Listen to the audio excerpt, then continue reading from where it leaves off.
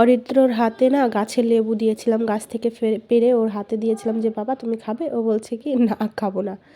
তো ওই লেবুটাই, এই যে 3টে লেবু হয়েছিল, 3টে লেবু ছিঁড়েছি, এই দেখো কোয়াগুলো রয়েছে। এবার আমাদের পুচকেটা ভাত খাচ্ছিল যেহেতু, তো ও বলছে যে কাকিমা আমিও খাবো, তোর গালে দিয়েছি, ও দেখো। আর এদিকে অব্রর জন্য লেবুটা আমি পরিষ্কার করে দিচ্ছিলাম, তা এবার ওর গালে দিয়েছি, ও কিন্তু চাবায়নি, ও কিন্তু ফল টল একদম খেতে চায় না, একদমই খেতে চায় না, তো চাবায়নি, ও খালি গালে দিয়েই বলছে যে হ্যাঁ ভালো হয়েছে।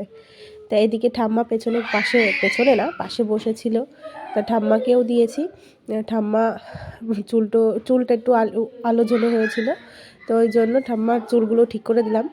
তা ঠাম্মা খেয়ে বলছিল কি যে লেবুটা না খুব টক হয়েছে। তো যেহেতু আমাদের গাছ, বাড়ির গাছ, ওই জন্য লেবুটা একটু টক টক ভাব হয়েছিল।